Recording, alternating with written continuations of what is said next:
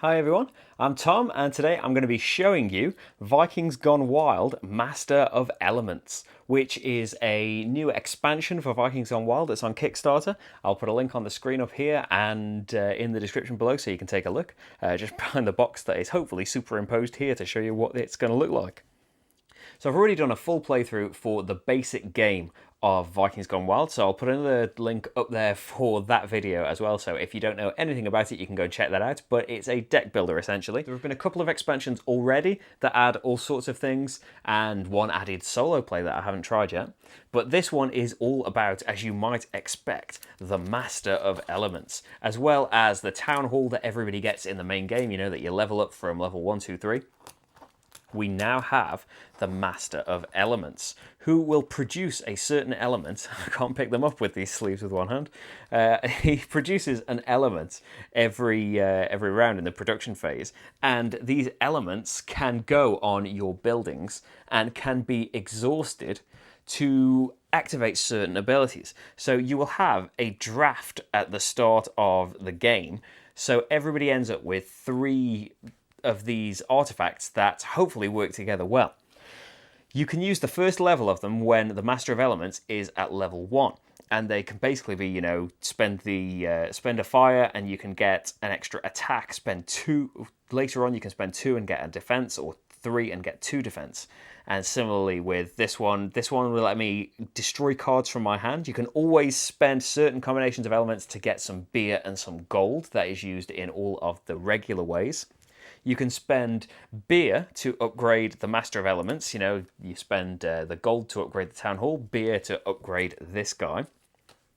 And he's basically going to let you use the next level up of the artifacts. And at level 3, as with the Town Hall, with 5 points, now you produce 2 different elements every turn, and you can use the bottom level of your artifacts. So all of this, if you have worked up a really nice combination in the draft, all of this will be able to advance your game a lot more. You know, some of the ones that Marty's got here, you know, you can trade in these elements that you have already generated and already built up to get a lot more gold on your turn, or spend normal resources to get more of these resources. You know, there's a lot of different things that can go on, and a lot of different strategies that can come from this. Because of all of these things getting added, we now have extra missions that want you to have each element on a certain building, 1 building for each element, 2 buildings for each element, own 3 fire buildings, upgrade your guard, you know, all sorts of different missions that can get mixed in depending on which expansions you're playing with.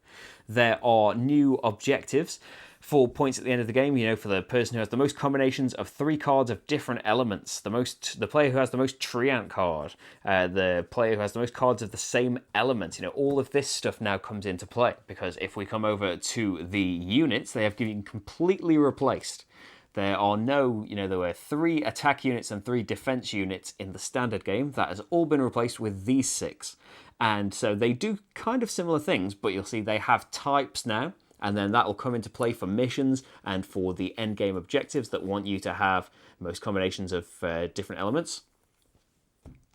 There are cards like the Water Spirit here, who can use the elements in the same way that your artifacts can use them.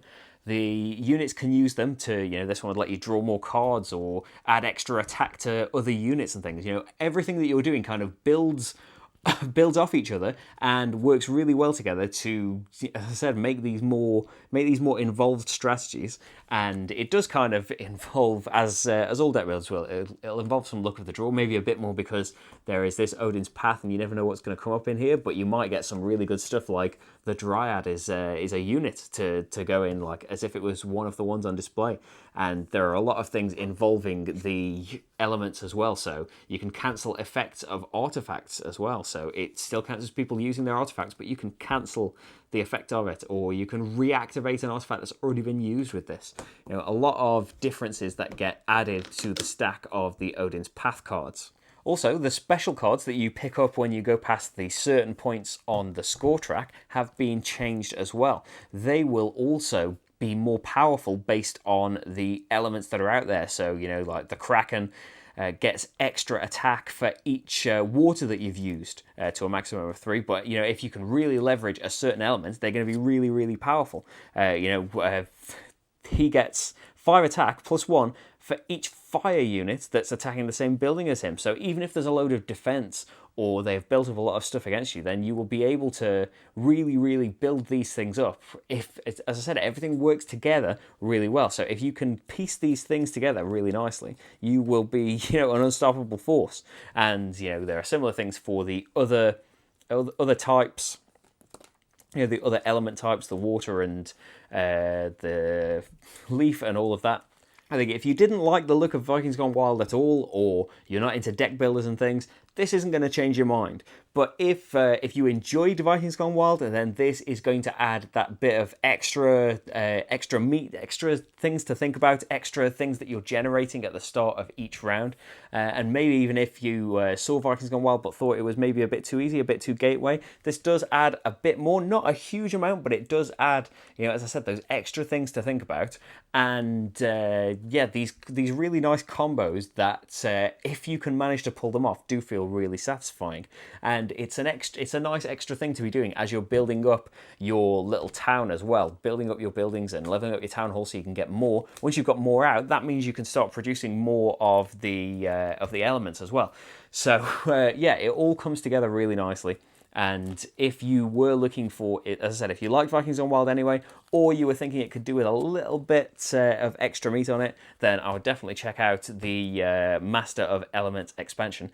It's on Kickstarter right now, as I mentioned. You can go and check out the page and see what everything's supposed to look like. As always, these are just prototype things. It's not just going to be, a piece of paper for this board and, paper on cards and sleeves and things. It's all going to be lovely printed stuff. If you check out the Vikings Gone Wild playthrough, or even the buildings, these are the actual buildings from the base game of Vikings Gone Wild. So that's the kind of quality and the print and stuff. It all looks very nice when it's actually finished, but these are all prototypes, as they all are for Kickstarter videos. But yeah. Check out the page. That's my train of thought then, talking about card sleeves. But you can go and check out the Kickstarter page. Thanks very much for watching, everyone, and I'll see you for the next game. Bye.